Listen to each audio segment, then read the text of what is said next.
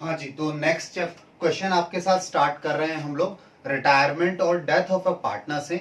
आइए जी, क्वेश्चन का given part मैंने आपकी स्क्रीन पर लिखा है। एक बार क्वेश्चन की एक्चुअल लैंग्वेज रीड कर लेते हैं, गो थ्रू कर लेते हैं, फिर इसके सॉल्यूशन पर आएंगे।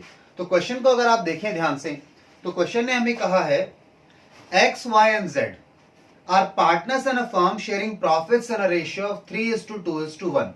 तो हमारे पास तीन पार्टनर हैं, एक्स वाई एंड जेड, और उनकी प्रॉफिट शेयरिंग रेशियो है 3:2:1। यानी प्रॉफिट के 6 हिस्से होंगे, जिसमें से 3 हिस्से एक्स के हैं, 2 हिस्से वाई के और 1 हिस्सा जेड का है।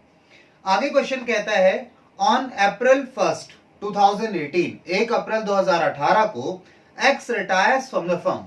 तो आगे क्या हो रहा है जी, एक्स रिटायर हो रहा है इस क्वेश्चन के अंदर, and Y and Z after his retirement, after the retirement of Z, sorry X, Y and Z agrees that the capital of new firm shall be fixed at 2,10,000। तो Y and Z ने agree किया। क्या agree किया कि जो capital है firm की, new firm की, यानी X के रिटायरमेंट के बाद वो कितनी फिक्स की गई, 2,10,000। ठीक है जी, ये क्वेश्चन ने कहा। आगे की एग्जैक्ट लैंग्वेज में आपको रीड कर देता हूं। In their profit sharing ratio, यानी जो कैपिटल होगी, ये कैसे वो आपस में शेयर करेंगे, किसकी कितनी कैपिटल होगी। उन्होंने कहा टोटल कैपिटल 2,10,000 होगी और उसे ये शेयर करेंगे उनकी प्रॉफिट शेयरिंग रेशियो में। ठीक है जी, इसके आगे सुनिए, आगे क्वेश्चन ने क्या कहा। क्वेश्चन कहता है the capital account of Y and Z after all adjustments on the date of retirement show a balance of 1,45,000 and 63,000 respectively। तो सारे एडजस्टमेंट्स करने के बाद, रिटायरमेंट पर जो भी एडजस्टमेंट होते हैं उन्हें करने के बाद क्वेश्चन कहता है कि Y की कैपिटल है 1,45,000 और Z की कैपिटल है 63,000। अच्छा जी, अब क्वेश्चन के रिक्वायरमेंट क्या है, क्वेश्चन हमसे क्या चाहता है, ये तो इंफॉर्मेशन है सारी। तो क्वेश्चन की रिक्वायरमेंट उन्होंने लास्ट में लिखी है। क्वेश्चन कहता है state the amount of actual cash to be brought in और to be paid by partners. ठीक है, तो हमें क्या करना है, हमें बताना है amount of cash to be brought in, या तो लेकर आना है या फिर और पेड टू पार्टनर्स। ठीक है, इन द क्वेश्चन। तो जी देखिए, इस क्वेश्चन के अंदर ये सीधा सा कैपिटल एडजस्टमेंट हो गया। आपकी कैपिटल को आपने एडजस्ट करना है, तो इसके लिए हम आइए सॉल्यूशन पर चलते हैं। हमें बताना है कि कितना कितना कैश उन्हें लाना है या फिर लेकर जाना है अपनी नई कैपिटल एडजस्ट करने के लिए, या कैपिटल को नई रेशियो में लेकर आने के लिए। आइए जी सॉल्यूशन स्टार्ट करें। सबसे पहले तो आप ये देखिए, आपके पास एग्जिस्टिंग कैपिटल यानी ओल्ड कैपिटल यानी करंट कैपिटल है। जो कैपिटल उन की अभी वर्तमान में है, प्रेजेंट में है, वो कैपिटल हमारे पास अवेलेबल है। फ्यूचर कैपिटल भी अवेलेबल है 2,10,000, बट वो प्रॉफिट शेयरिंग रेशियो में होगी। अब क्वेश्चन अराइज होता है, sir old profit sharing ratio तो गिवन है, new profit sharing ratio given नहीं है। तो आइए सबसे पहले हम निकालते हैं, हम निकाल नहीं रहे, हम एक नोट लिख लेते हैं। In absence of any information,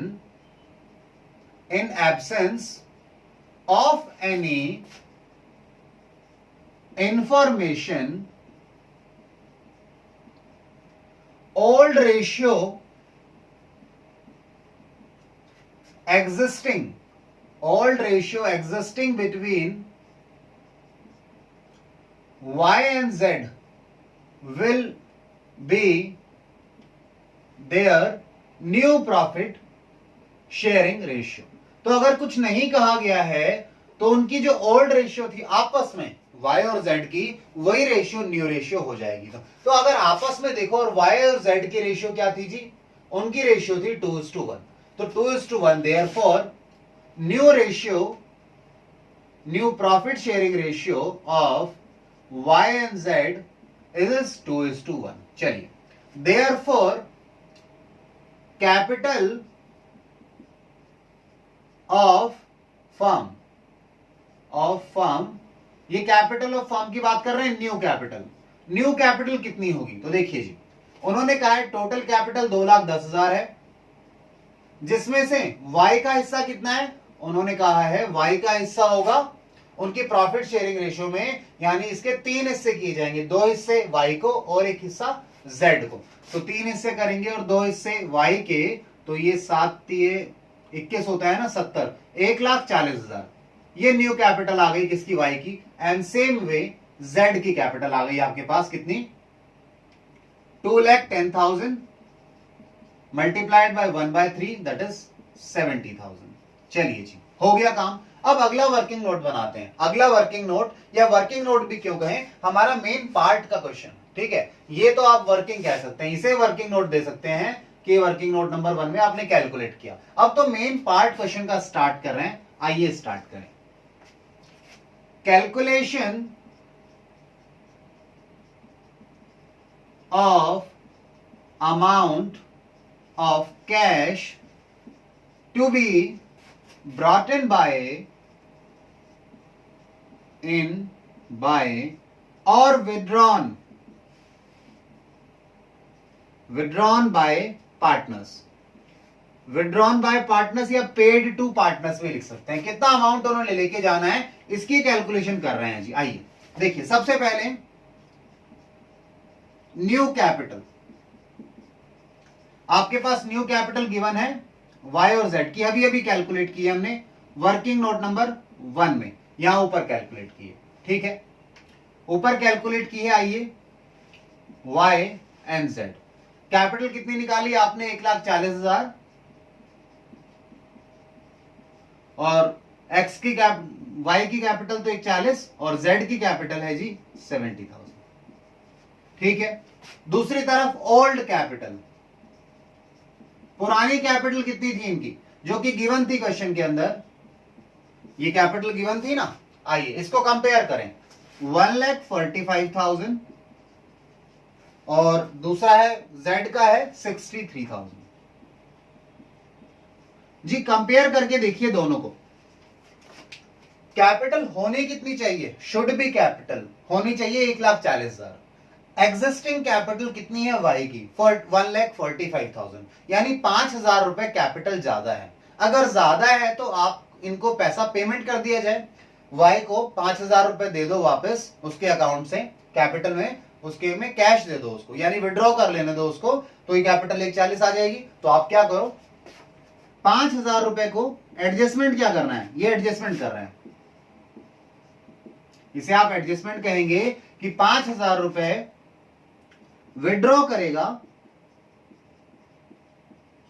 कौन, y, ठीक है जी, बात क्लियर है।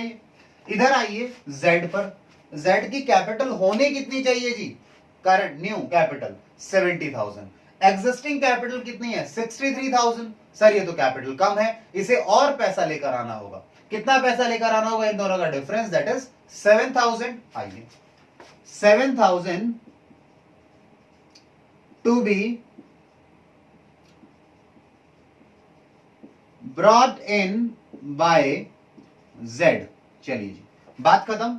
यही तो क्वेश्चन ने मांगा था कि बताइए कितना अमाउंट उन्हें लेकर आना है पार्टनर्स को, या फिर फर्म वापस दे देगी उनको, ताकि उनकी कैपिटल नई रेशियो में एडजस्ट हो जाए। अब अगर आप 45 में से माइनस कर देंगे 5,000 तो 1,40,000 आ जाएगा। वहीं 63,000 में प्लस कर देंगे 7,000, ठीक है, वो लेकर आएगा तो प्लस हो जाएगा ना कैपिटल में, ओल्ड में, तो 70,000 कैपिटल हो जाएगी। तो ये क्वेश्चन आपका कंप्लीट हुआ, इसे आप नोट डाउन कर सकते हैं। फिर हम नेक्स्ट क्वेश्चन स्टार्ट करेंगे आपके साथ, जल्दी से लिख लीजिए आप इसको।